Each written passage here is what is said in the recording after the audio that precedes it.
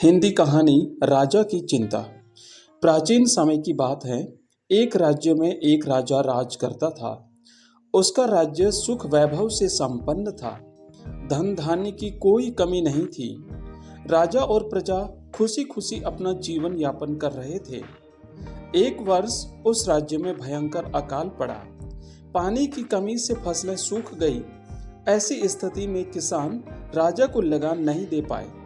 लगान प्राप्त न होने के कारण राजस्व में कमी आ गई और राजकोष खाली होने लगा।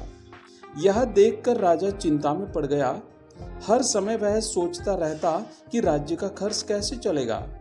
अकाल का समय निकल गया, स्थिति सामान्य हो गई, किंतु राजा के मन में चिंता घर कर गई।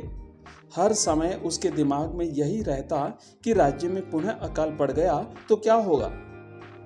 इसके अतिरिक्त भी अन्य चिंताएं उसे घेरने लगी। पड़ोसी राज्य का भय, मंत्रियों का षड्यंत्र जैसी कई चिंताओं ने उसकी भूख और प्यास एवं रातों की नींद छीन ली। वह अपनी इस हालत से परेशान था, किंतु जब भी वह राजमहल के माली को देखता तो आश्चर्य में पड़ जाता।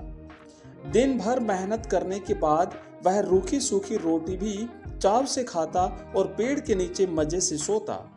कई बार राजा को उससे जलन होने लगती। एक दिन उसके दरबार में एक सिद्ध साधु पधारे।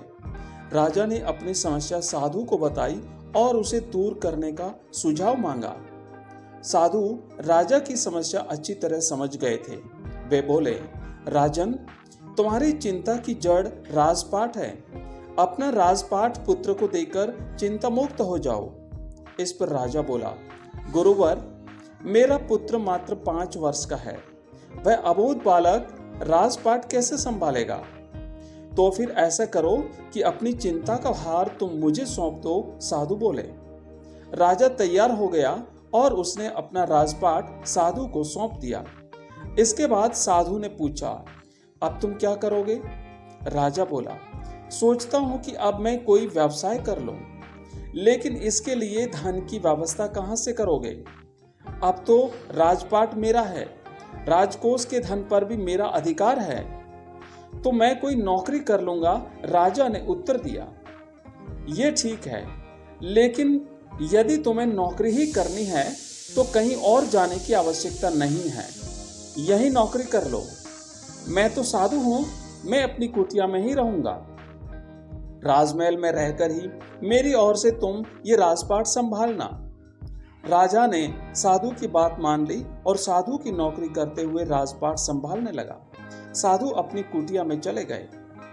कुछ दिन बाद साधु पुनः राजमहल आए और राजा से भेंट करके पूछा, कहो राजन, अब तुम्हें भूख लगती है या नहीं, और तुम्हारी नींद का क्या हाल है? गुरुवर, अब तो मैं खूब खाता हूँ और गहरी नींद सोता हूँ। पहले भी मैं राजपाट का कार्य करता था, अब भी करता हूँ। फिर ये परिवर्तन कैसे? ये मेरी समझ से बाहर है। राजा ने अपनी स्थिति बताते हुए प्रश्न भी पूछा।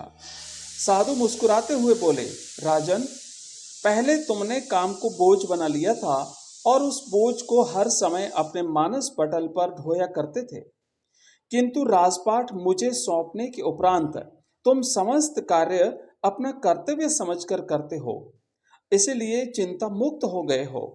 मित्रों, इस कहानी से हमें ये शिक्षा मिलती है कि जीवन में जो भी कार्य करें अपना कर्तव्य समझकर करें, न कि बोझ समझकर। यही चिंता से दूर रहने का एकमात्र उपाय है। आप सभी का धन्यवाद।